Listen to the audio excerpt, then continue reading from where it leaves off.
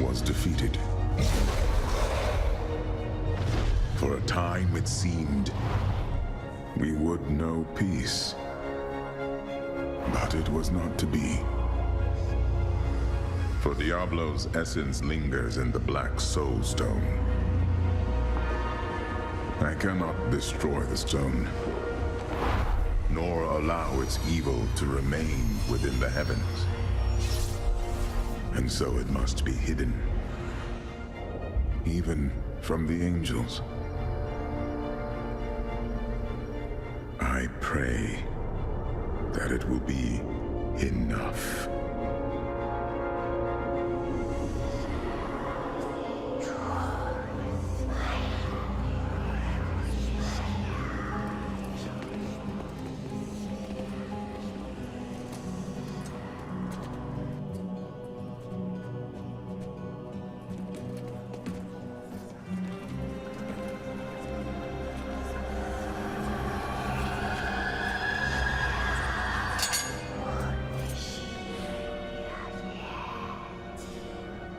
You have done well, Horadrim. Your service here is finished, and you should all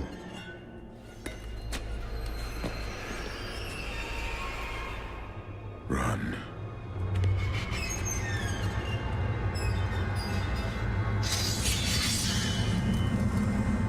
Malthael.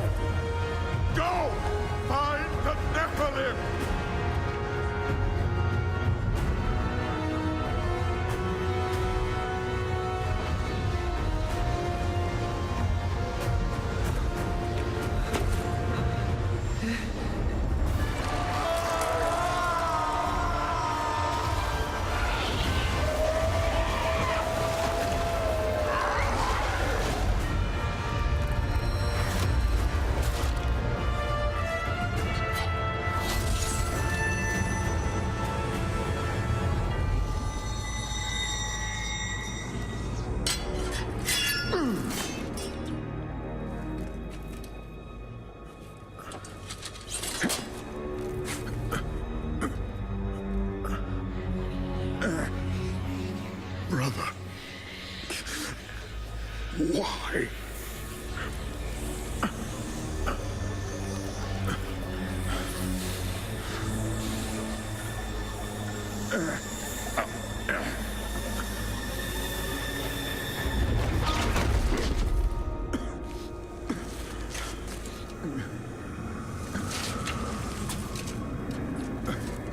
The Nephilim will stop you.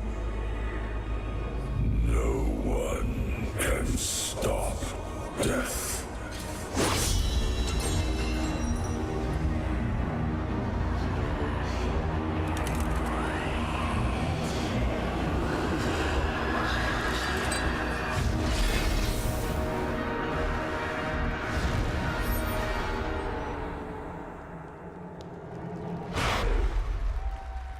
Welcome to the Diablo 3 Reaper of Souls preview panel. Your panelists are Josh Mosquera, Kevin Martins, Stephen Wong, Jesse McCree, Joe Shelley, Julian Love, Tim Lin, and Zavin Harutunian.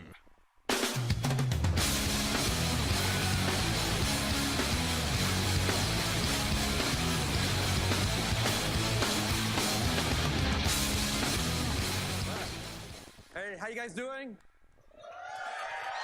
Are you guys ready to face death? Awesome. So am I. Isn't that cinematic just awesome? Gets me really psyched to be here.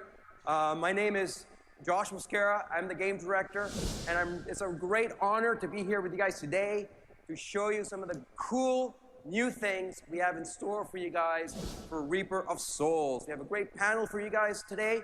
But before we get into the meat and potatoes of Reaper Souls, I want to take a few moments to talk to you guys about what Reaper of Souls means to us. What are some of our high-level goals we had when we started the project? And for us, it all starts with epic heroes. Whether you're the barbarian, or the demon hunter, or the monk, or the brand new crusader, your knight in battle-scarred armor, you guys are playing heroes that are bigger than life, and you're facing the forces of darkness. In Reaper of Souls, we're celebrating the dark, gothic heart that is at the root of Diablo. And we have a slew of new monsters for you guys to kill and loot. And Joe and Julian up here are going to talk to you guys about how our monsters are designed. They live to die. But we're not only introducing new monsters, we're introducing a brand new villain to the world of Diablo in the form of Malthael, the Angel of Death. And Tim and Zavin are going to talk to you guys about Pandemonium, the final battleground where you guys are going to be confronting Malthael and trying to stop death. But we're not just stopping there. One of the most important goals for us is we wanted to make sure that there was an end game for everyone. We wanted to make sure that you guys had many different options when it comes to how you play Diablo 3. So not only are you going to have a great story mode, where you're going to see the story of Act 5, the fall of Westmarch and defeating Malthael, but we're also introducing a brand new way to play Diablo 3. We're introducing adventure mode. And to do that, I want to ask Kevin Martins, our lead game designer, to come on stage and talk to you guys about adventure mode. Hello, Blizzcon. It's nice to have you all back in beautiful Southern California. So who's had a chance to play adventure mode on the demo floor today? Okay, so those of you who've had a chance to play it, I'm glad you have, and you're still going to learn a lot about how and why we made it. So what problem were we trying to solve? Adventure mode started basically as some core elements of the game that weren't working well together. So ultimately, Diablo is about getting awesome loot and killing monsters to do that. And we have these two things in the game that weren't working well together. On one hand, we've got this big, big world of Sanctuary, and we had it split up into 4 acts, basically. So each of the acts were self-contained. They had cool villains at the end of them, and we had this campaign mode, and that was good. But we also had you play through it 4 times in a row to sort of get to level 60 or to what the end game was. So on the other hand, we also have this big, complex randomization system. We have all of this content, and we have this game with these random tile sets and monster distribution that's random. And those two things didn't work well together. Playing that campaign over and over again and not taking advantage of that randomness was something that we wanted to make a lot better. So we put this core stake in the ground, which was go anywhere, slay anything. So under this idea, this is sort of how the beginning of adventure mode happened, how the genesis of this feature began. So imagine a world where you can start in the Festering Woods and do one of your favorite little side dungeons, have a good reason to do that, have that be richly rewarded. Then go do a boss in Act 3. Here's Gom in the Keep. Then go to Heaven, have again a good reason to go there, have this epic, awesome zone and want to go there, and be able to do that freely in one session without having to go out of the game to get back into the game again. So that's ultimately what adventure mode is. This is a brand new game mode. So that requirement that you play through the game linearly, that's gone. You can play when you want to. Not only, thank you.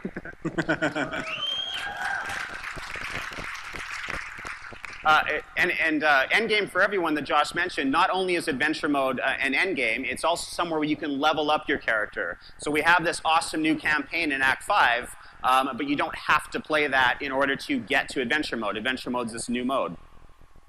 You can play where you want to. So a lot of you are probably already familiar with this request because you've made it yourselves. Why don't we just unlock all the waypoints? So we went way beyond that. So this is a new map of Act 3. You can go to any act, you can go to any waypoint in it at any time. You can jump all over the game, up to and including Act 5.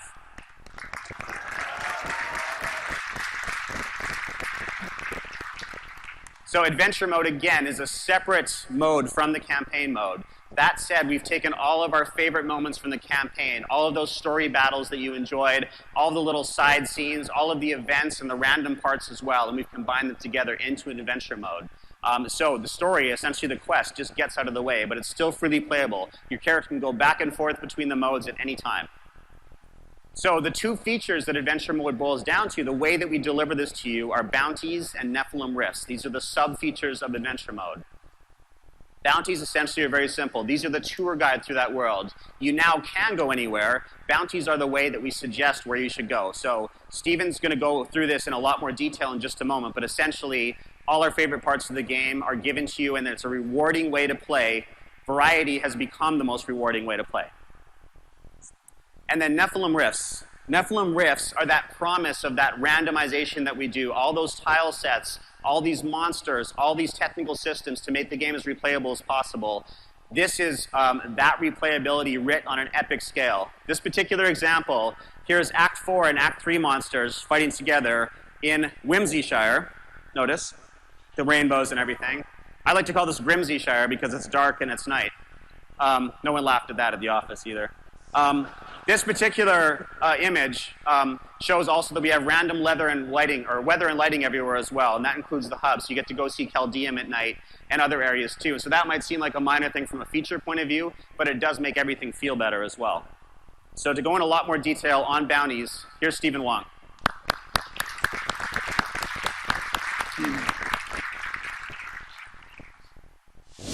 So as Kevin just mentioned to you, we opened up the world. We opened up all acts and all waypoints at once, but it wasn't quite enough. When we were playing with it internally, we had some problems. Single player, some people wanted to have a little bit more guidance. They were overwhelmed by all the different options that were now available to them. And in multiplayer, a lot of times the party would get separated because there wasn't any one goal keeping the party together. So you'd have 4 different players off in their own corner of the world. So what we decided to do was bounties. And what bounties are random quests that are given to you at the start of the game, and they take place in all 5 acts, and they take advantage of all the different content that's inside of Diablo 3 and Reaper of Souls. Bounties will take you through all the bosses, all the events, all the side dungeons, everything that we've put into the game. Now we put a focus onto that with bounties in adventure mode. So at the start of an adventure mode game, you'll get 25 random bounties, 5 in each act, that you can go and complete. Now, we're not putting the game on rails. You can still do everything else inside of adventure mode. You can go wherever you want to, but if you opt into this, then you can go and do these bounties and collect your rewards afterwards. So let's take a look at some of the different bounty types we have. The first bounty type is killing a boss, right? So we've taken all 15 act bosses that are in Diablo 3 and Reaper of Souls, and we made a bounty for each one. And in this example, you're going to go kill Queen Aranya in the Spider Caves. So you'll find the entrance to Spider Caves, go inside, slay your way through to the Queen's chamber, and destroy her, and you'll collect your reward. The next type of bounty that we have is completing an event. And in this example, it's in the Festering Woods, and you will go and complete the Last Stand of the Ancients quest that's inside of the Festering Woods and complete your reward. And this lets us put the spotlight on a lot of the different events that we have in the game that might be a little bit out of the way of normal gameplay, but now with a bounty quest for them, you'll go and find them and do them, and it'll add a lot of diversity and randomness to the game. Our third type of bounty is killing a unique monster. And in this example, we have a bounty for killing Mirror Eamon, the blacksmith's undead wife.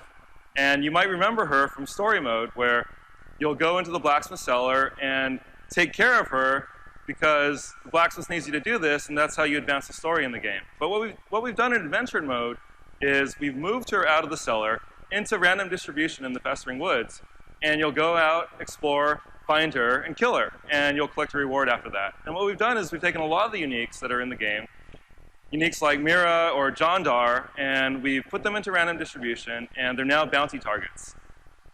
Our last kind of bounty is clearing a dungeon. And this is our version of Diablo 2's Den of Evil.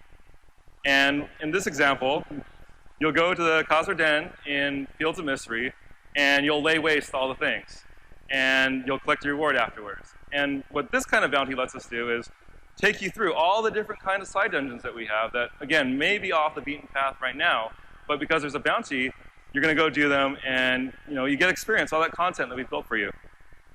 So I've mentioned rewards a lot, and let's take a look at what you're going to get by doing bounties. So you're going to get golden experience, of course, and we want to make it, worthwhile for you to be doing these things, right? Like, it should be, pretty good reward for you to be doing bounties, right? You're also going to get access to powerful items. And lastly, you're going to get Rift Keystones. And to talk about what Rift Keystones are and what they open, here's Jesse McCree.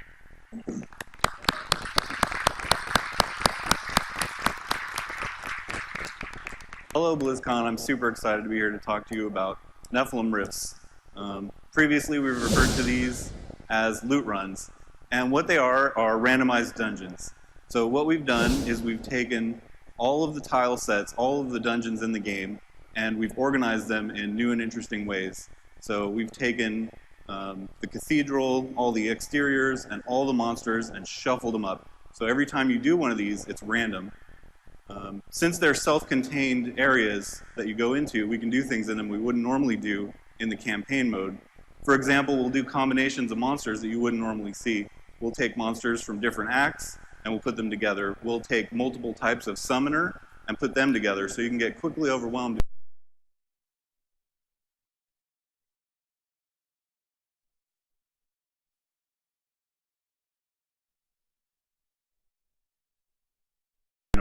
So every floor can be different. Some will be a little sparse, some can get really out of hand. For example, the picture behind me. So, like I mentioned, they're randomized dungeons, and what we've done is these are 1 to 10 level deep dungeons.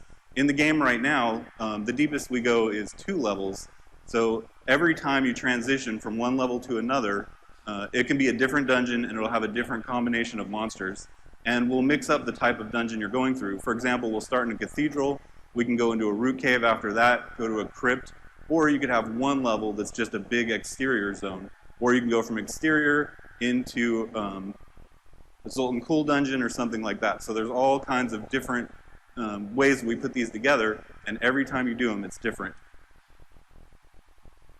So, like I mentioned, these are self-contained, and we can do things that we wouldn't do in the campaign mode, like give you crazy buffs. So in the exterior world, we'll give you little buffs, but in Nephilim Rifts, we'll do things like give you AoE lightning that'll one-shot everything. We will give you no cast cooldown or invulnerability, and that really helps when you come across some of these really crazy populations that are hard to deal with. You get some really exciting kind of buffs happening. Now, to cap off every Nephilim Rift, we have a boss. And what we've done is instead of fighting them in an arena, we actually spawn them in the dungeon with you. And this is more similar to D2. So you'll have to deal with the monsters that are in the dungeon as well as the boss that spawns. And these are random bosses. We've taken the existing ones and we've created new ones, and we've randomized their powers and abilities.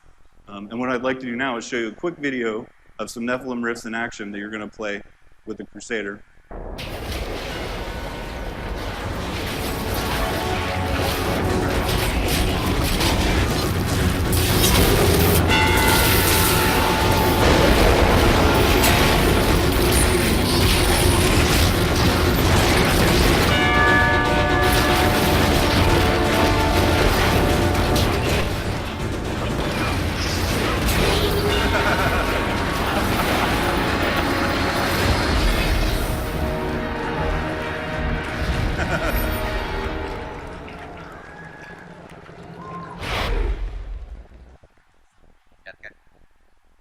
All right, so since it's a new expansion, we have a lot of new monsters, and what I'd like to do now is bring up Joe Shelley to start talking to you about those.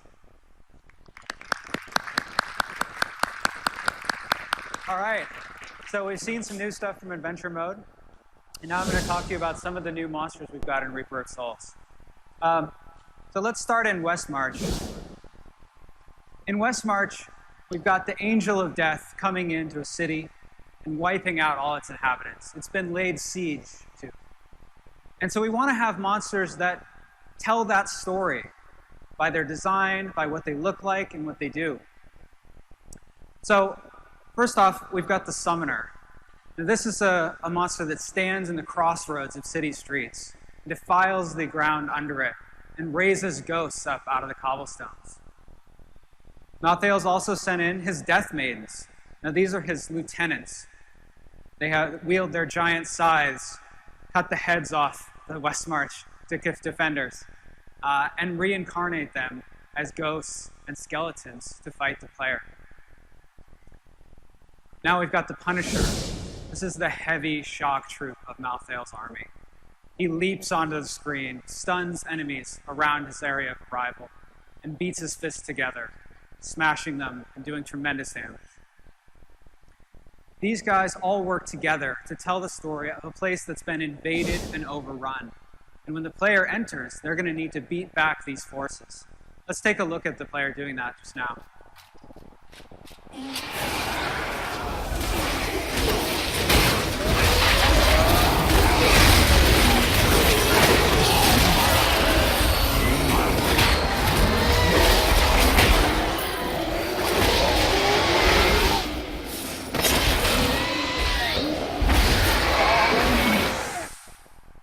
Pretty cool.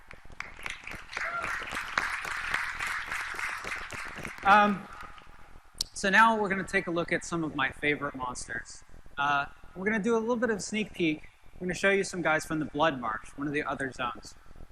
You can see here some of the concept art for the Boggin Trapper and the Brute, which I'm going to talk about. But we're going to start with the Boggin.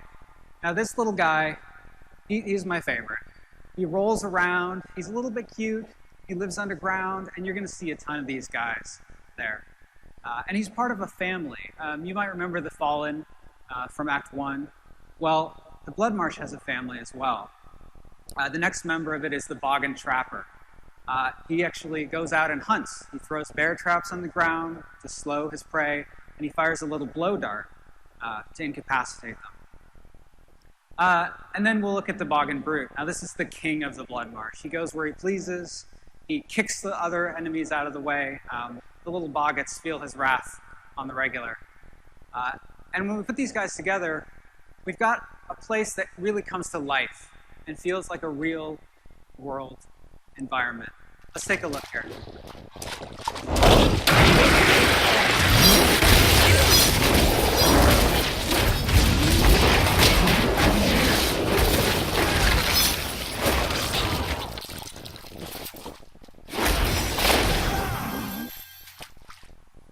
These guys are persistent.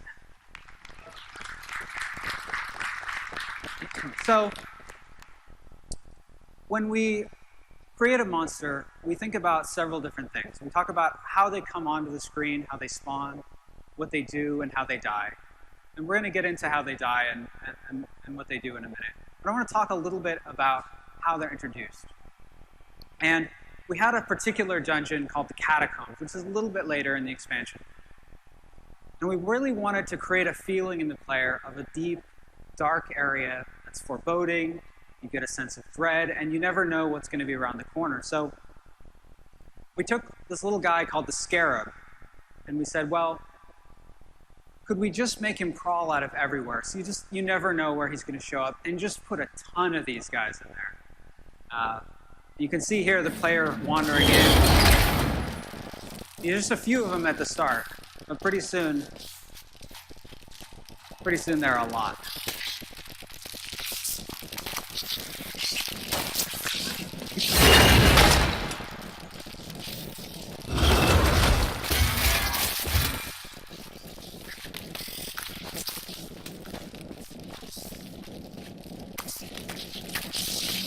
That's a lot of guys.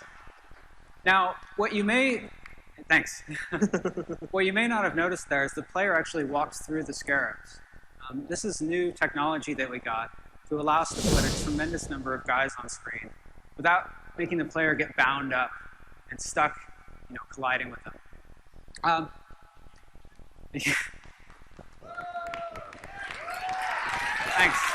Thanks. So to talk a little bit more about some of these guys and some of their behaviors, I'm going to bring up Julian Love, our lead technical artist.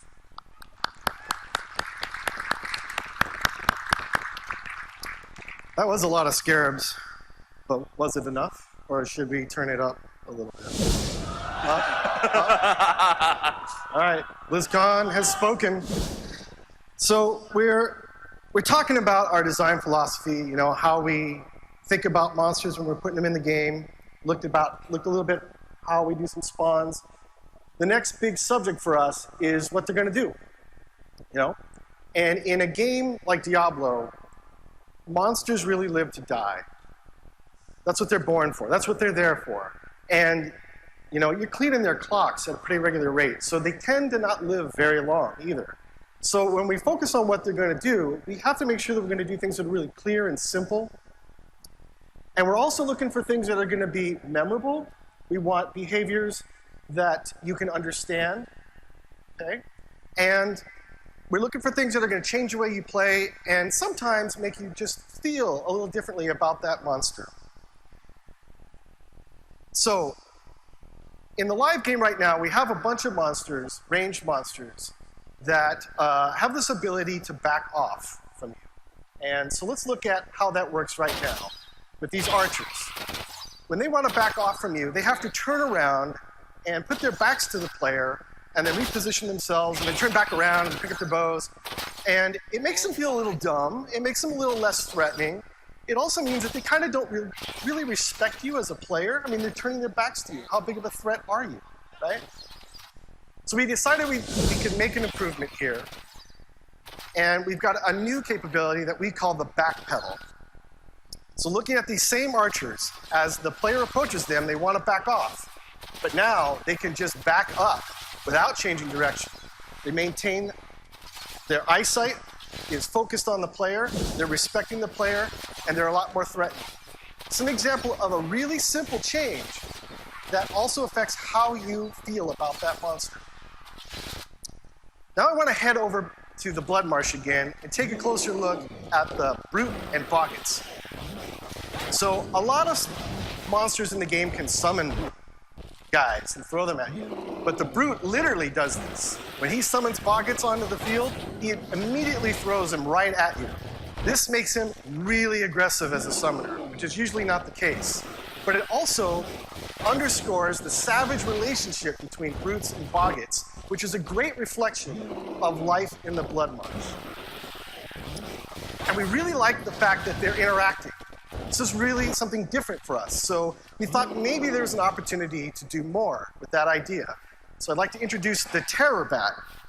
Now the Terror Bat has a really cool behavior. He can pick up Boggets, raise them into the air, give them a rabid bite, and transform them into Brutes. And the Brutes can then spawn more Boggets. Boggets can get turned back into Brutes by bats.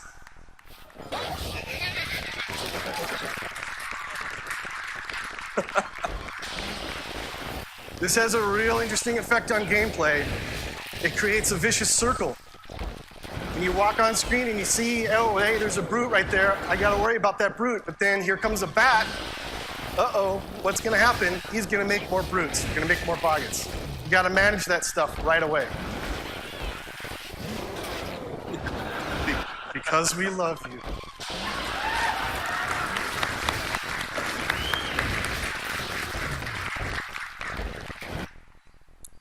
All right, this is my favorite part, how they die.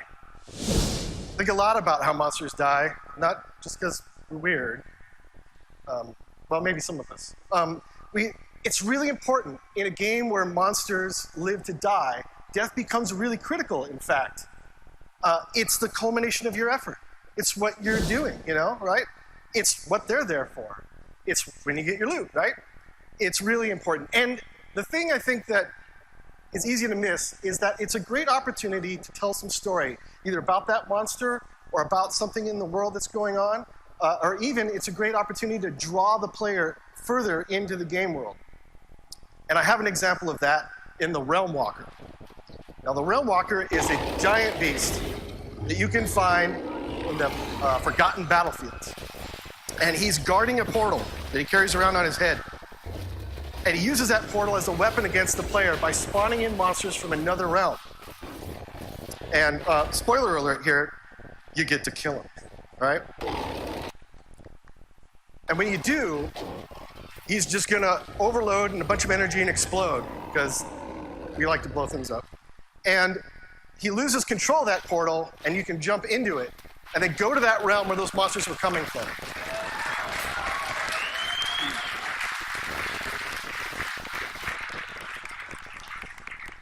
Really big spiders. Okay. Here's another example from the Blood Marsh. We looked at trappers earlier, but what you might not have realized is like what a bunch of jerks these guys are. Here they are. They're in this guard tower. They're all holed up. They're super confident. They're dropping traps on you. They're peppering you with darts. They think they've got it made. It's not really the case. You're going to take them out.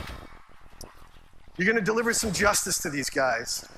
But not any kind of justice will do. We want some poetic justice for something like this, right? So when you take the tower down, they get dismembered by their own traps in a giant bloody mess. Let's watch that. Yeah.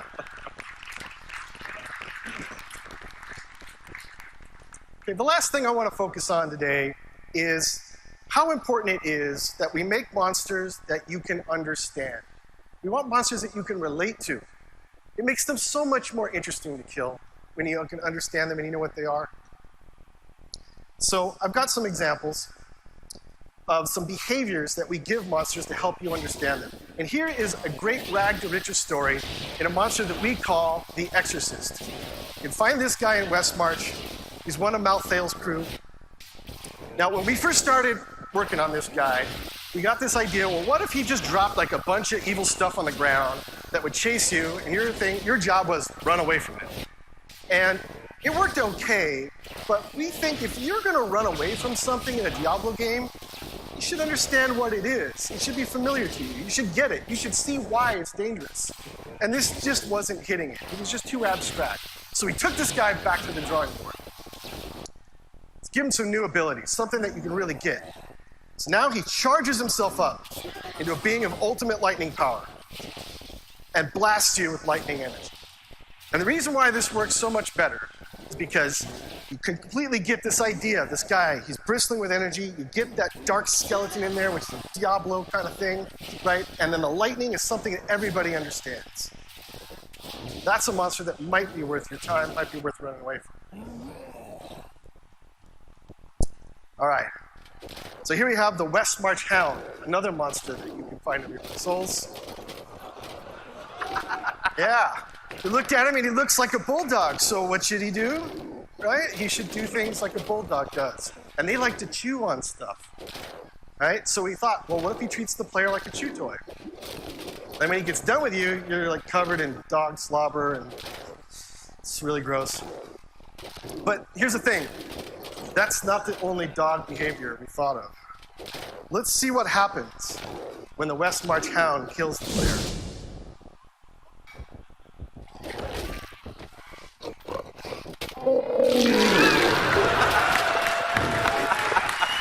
Oh my God, we gotta see that again. One more time.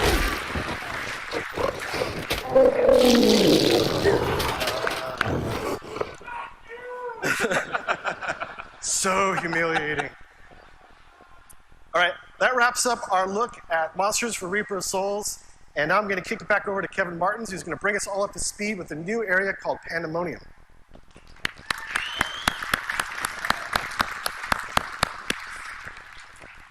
All right, so it's very hard to top that, so let's just switch gears completely. What we love to do at Blizzcon specifically that we don't do anywhere else is talk a lot about philosophy, about why we make the decisions we do, and about our process. How do we make things? So we want to show you a lot about Pandemonium and reveal the zone, but let's talk about how we make areas using Pandemonium as the example for a second. So we have to ask ourselves a few questions, just like when we're making a monster. For areas, the most important one is, what is the fantasy? Why is it awesome just to walk around in this zone? If you saw a screenshot or a clip of the video, you'd be like, I want to play there. With Pandemonium, it's fairly obvious. If you don't already know what this is, Pandemonium is the eternal battlefield. This is where the angels and demons fought their eternal conflict. At different times, this chaotic, ever-changing area, it's been held by the demons, it's been held by the angels. It has elements of both, and it's this place that sort of is beyond human understanding. The races that inhabit it are not humans, and they don't work like humans. That's a very interesting thing in and of itself. You can tell that we wanted to take you here for a long time because we keep showing it to you. If you remember, in the Diablo opening cinematic, the angels are pouring down onto the forgotten battlefield. The demons are coming up, they're holding it right now, and like, yeah, let's go there and kill things like that, right? And we also had this teaser piece called Wrath, which we did about a month before Diablo came out. Same thing, again, angels and demons fighting in that battlefield. So It's been years that we've wanted to go there, and finally we have a chance to do that. Why we waited so long is that we have this idea that, especially in expansions which are more self-contained than the bigger game like Diablo 3 was, you want the villain and the area to fit really well together and the player to have a good reason to go there. So Pandemonium is a great fit for a number of reasons. But the second question we have to wonder is, where does a zone fit into the game? So there's a few different things like what we mean by that, and one of them is literally, where does it fit? Like, what zones are before it and after it? In this case, the story and its placement meant a couple of things that were really important. We began in Westmarch. Westmarch was a big bang opening. Death comes down to Sanctuary and wipes out the most powerful city that's left on Sanctuary in nearly an instant, and you, the player, have to go and stop them. It's really hard to trump that. So we had to find some way that in this rising action of the expansion, that somehow Pandemonium felt grander and bigger than that. So it was the end zone, of course. And it's not just the end as in it's the final zone, but it's the end of humanity if you don't succeed. Malthael is here. This is this place that he's familiar with. It's his territory. And this matters for a few different reasons. This place is beyond humanity. It doesn't matter how crazy we things got on Sanctuary. What happens on Pandemonium can be even crazier. Again, that eternal battle that happened there and all that war stuff that other races other than you have done, that's what can make this interesting, no matter how big and grand we've made Westmarch. So the fact that Malthael is here matters a lot as well. When the battle ended, and we call this the Forgotten Battlefields now, the eternal conflict moved to Sanctuary, and it sort of became this guerrilla conflict where humanity was caught in the middle and angels and demons were fighting on Earth.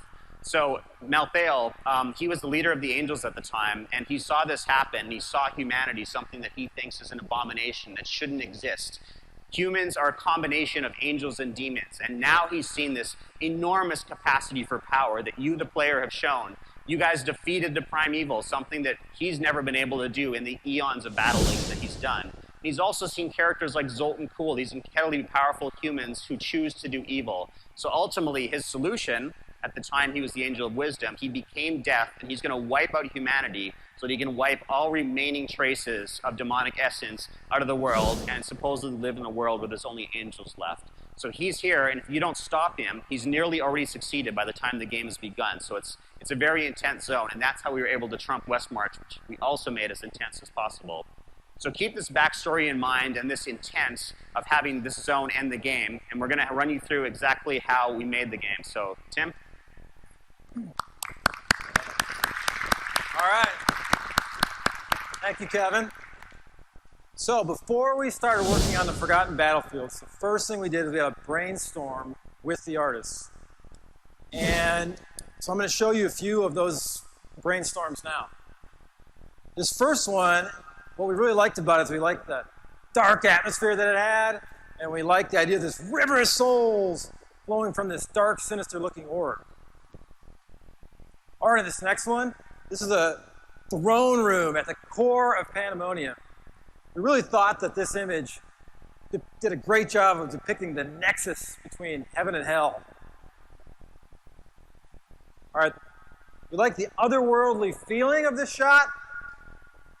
One challenge that we have on Diablo, though, is sometimes things feel a little bit too futuristic. Though we thought on this shot that the massive stone, floating, war-torn structures really helped ground the image. All right, this one is a much more traditional rendering of a battlefield with ancient titans in the background. We knew, though, that if we added these giant remains to the battlefield, it would really give the environment a sense of epic scale. All right, okay, this is one of the prototypes that we do. These are awesome. These are fantastic because they allow us to add monsters to them. They allow us to add lighting and quickly look at when we're building a level. If you look close, you can see that this one was kit bashed together in about a day with existing Zoltan Kulle art assets. We like this one because we felt it kind of felt like a building graveyard. All right, now we've warped. We've warped way ahead to the first shot you're going to see of Pandemonium. This is where you're going to start your journey. As you can see, we took some things from the brainstorm. we took the floating ideas, we took the otherworldly ideas, and we added it to the level.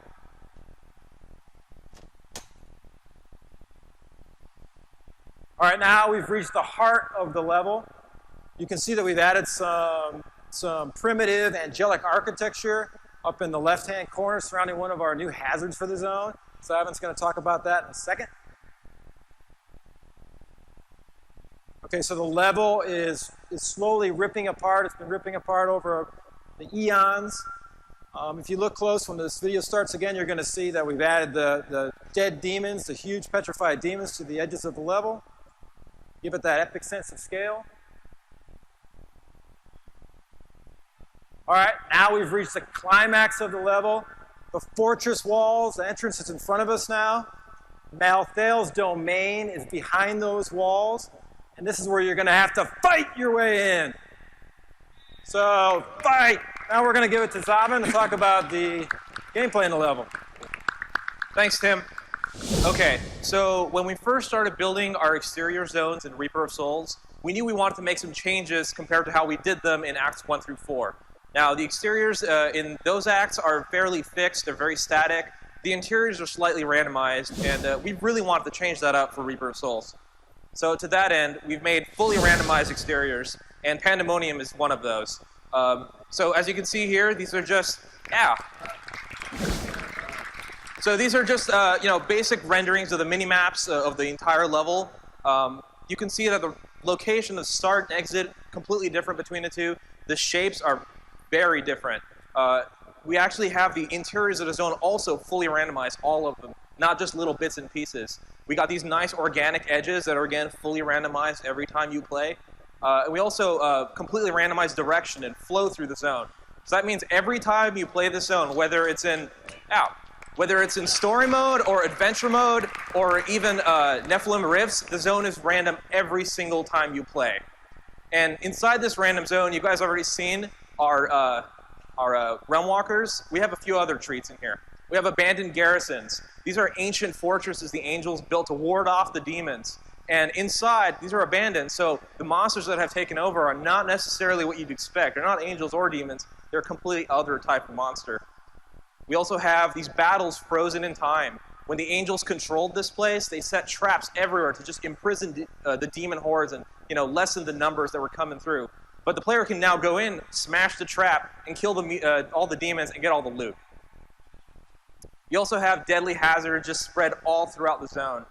This was a very contentious battlefield for heaven and hell. So here the angels have laid traps all throughout to stop the demons, but now you're the bad guy to Malthael, and you're going to have to contend with all of these on the way.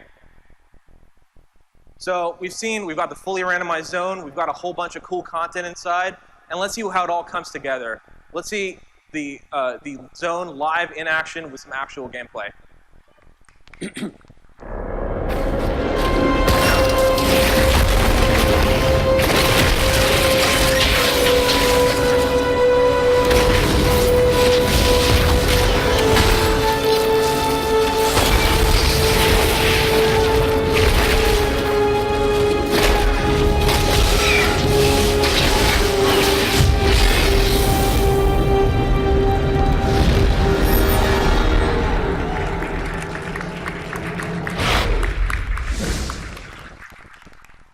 I'm going to pass this back off to Josh. He's going to wrap this up. Thanks, Evan. So what do you guys think? Yeah? We were so excited. We cannot wait for you guys to try it out. Get a sneak peek right now here on the show floor, but really looking forward to you guys getting your hands on Reaper of Souls. As you can see, we crammed a lot of features into it. I think there's more features in Reaper of Souls than there's loot in the Treasure Goblin. So really looking forward to you guys playing it. Right now, I want to take a few moments to say thank you. You guys are the most awesome fans. You guys help us make the game better. And thank you for coming along on this awesome ride. You were Reaper Souls, the shutting down the auction house with the Crusader, the darker, more gothic Act 5, Adventure Mode, Loot 2.0. We're really excited about what the future has in store for Diablo 3. So thank you guys. And here's a final treat, our gameplay trailer. Spoilers. Apparently we're going to do the Q&A first. But maybe we can possibly see the video.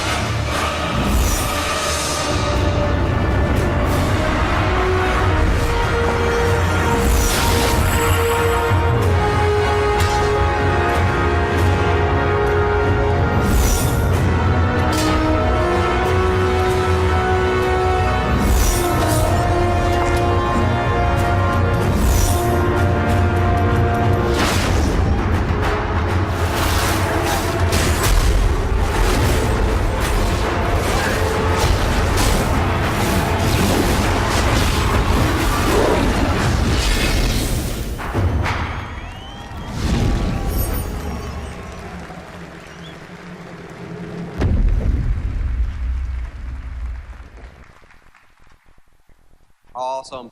So before the Q&A, I just want to let you guys know that we have a very awesome lore panel later on today. And tomorrow we're doing a deep dive into a lot of the gameplay systems. We're going to talk about the Crusader, Loot 2.0, and a lot of great new skills. But before we get out of here, I'm sure you guys have maybe one or two questions. All right, how are we doing this? Oh, wait, there we go. How you doing? So what's going on with the ladder system? Ladders. Ladders are awesome to climb. A little bit more. They have rungs, right? And the whole point is to get to the top, right? So stay tuned.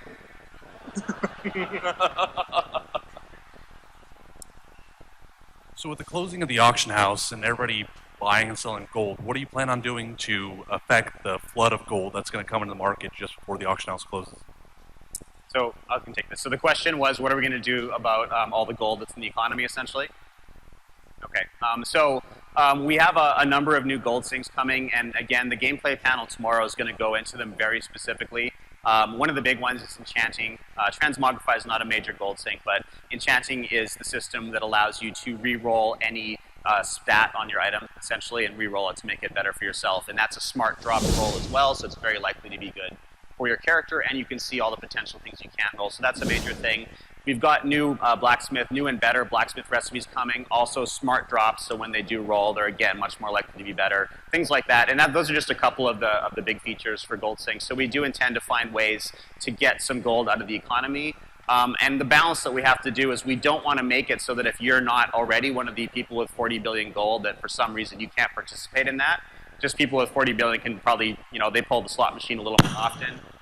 But ultimately, gold is not going to be as big of a delta factor for character power as it has been when the auction house was live.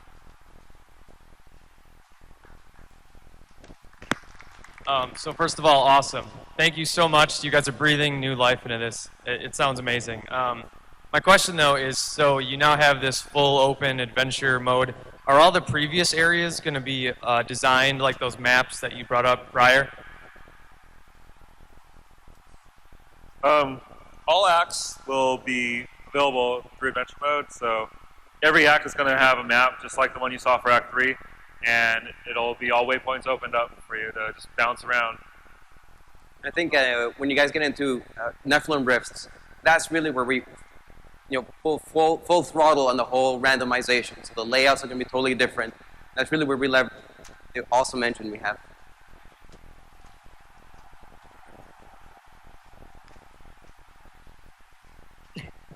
Hi, thanks. I actually enjoy the game, but I've had one issue. No offline mode. When are we going to get it? No offline mode. Awesome. All right. So here's the thing. When we decided to design Diablo 3, we feel, and seeing all of you out here kind of is a testament to that Diablo plays best when you're playing with your friends, when you have access to this awesome community that is Blizzard, right? That's why we have BlizzCon. And we felt it was really important for us to have that social connection, for you to be able to have access to your friends list. It also allowed us to make sure your characters are always stored, and it was really important for us to really satisfy that social aspect of the game. In fact, we're adding more multiplayer features. So groups and clans were teased in the trailer there. So those are coming in as well. And that's a feature that makes being online even better. So I think that we can try to make that the fact that it is always online a more satisfying experience, even more so than the rich join and drop co-op that's already out there.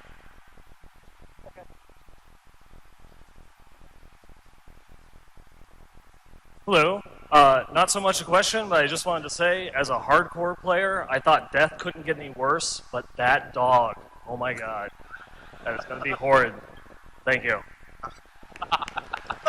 Thanks, Julian. You are welcome. Can't touch it, right? All right. How you doing? Hey, Josh. Hands like this today? Right. So, with the removal of the auction house, I know we talked about this a little bit yesterday, but now in a public forum. With the removal of the auction house, what, if any, sort of sanctioned or whatever sort of trading model will or will you not put in place to protect people from everything that happens in Sanctuary, not just from evil monsters? So right now we're still in the process of really figuring out what trading means for Diablo. Obviously there is a social component that we still want to retain, but at the end of the day, it's kind of fundamental to our Loot 2.0 philosophy that we feel that finding items in-game by killing monsters should be the most rewarding, the most satisfying, and the best way to get your hands on those items.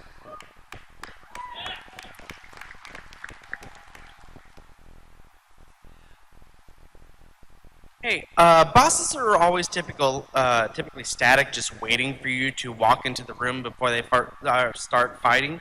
Have you thought about making them move around in the hallways, making people really think about before they get into a big battle? I don't know, Jesse, have we? Hello? All right, so in Nephilim Rift, that's exactly what happens. When a boss spawns, it is in the level with all the monsters.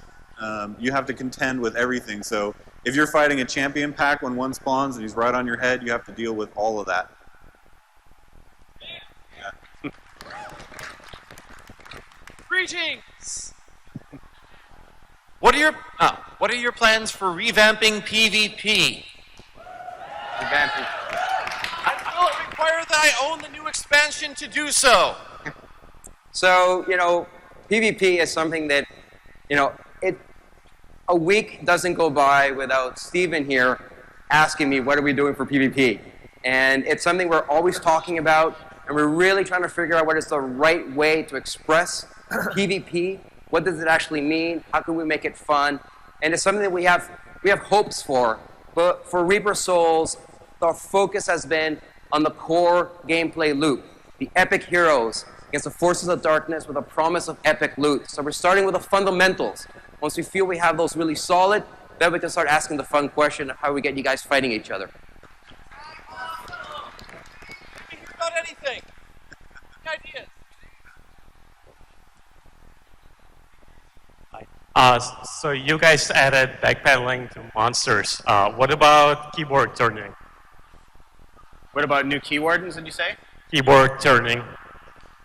I'm sorry.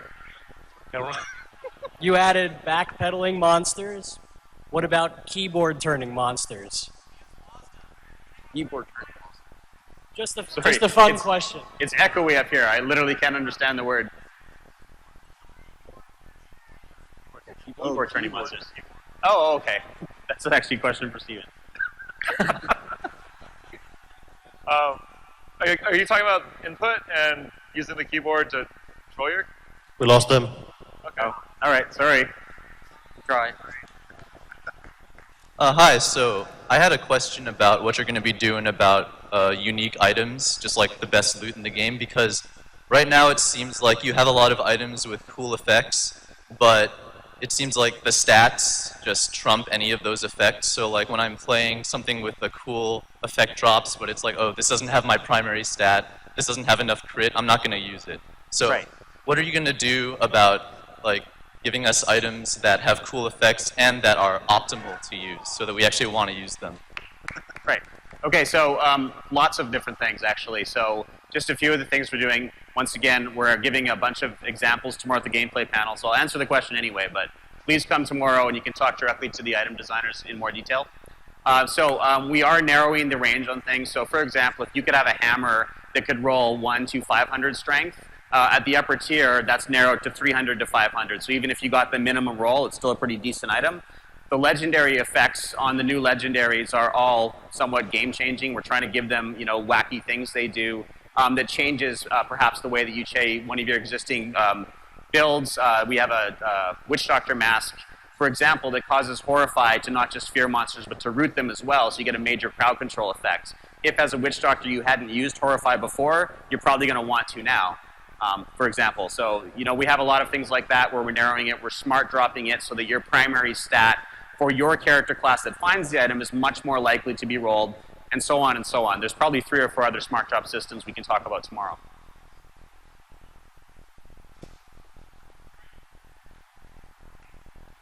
Hello, everyone. Sorry, my voice. Thanks for such the fantastic game. My question is, at the beginning of the first act, there are so many of the side dungeons that just... so many of the side dungeons that make... the side dungeons that add variety to the game, but then that tapers off towards the end of the game. Almost maybe you ran out of development time or whatever happened. Is there anything that you're going to do to add more of those in, or do you have any additional plans to freshen up the first 4 acts of the game? Okay, so basically the question was, as you get towards Act 3 and 4, the amount of side dungeon density lowers. That's for a couple of reasons. At the end, like especially in Act 4, we really feel that players at that point, after the big reveal, they just want to get to Diablo. So it became a little more narrowed and centered inherently. But we recognize that that's an issue, and that actually is where adventure mode comes in. When we talked about earlier that people were playing the game over and over again, part of it was that you had that goal. You wanted to kill Diablo in your current difficulty level. That was actually encouraging you not to bother with the side dungeons, because that slowed you down in getting to your goal, ultimately to Diablo and Inferno. With removing that requirement and making these side dungeons bounties, we've taken everything, every nook and cranny in the game, and we can give you occasionally a good reason to go there to increase the variety. So all the side dungeons we do have can now happen in a much more varied order. So yeah, when you're in heaven and you have a few bounties to do there, we're going to make sure you see some side dungeons there, and then we're going to send you to other acts to do other things. So I think that we'll be addressing your concern really well with adventure mode. We're about out of time. This is our last question. Firstly, thank you guys for all your hard work and for such an amazing game. My question's more on the architecture, maybe with the always-on stuff with hardcore. I've lost a few characters personally to just a little bit of lag spikes or hardcore just timeouts. Is there any architectural improvements possibly coming that'll help fix that? I know you guys helped with rubber banding, but can we expect anything else with it being always on and us having to be connected and possibly losing characters that way? Yeah, we're constantly like looking at those situations on a regular basis. Gameplay programming is reviewing each and every report we get on subjects like that. QA is hammering on it. We are adding server capacity in different regions. Asia, for example, is having issues with that, especially Australian players. We're trying to address issues like that too. So yes, we're conscious of that, and we're doing everything we can to solve issues like that. All right, thank you guys. See you guys tomorrow at the panel.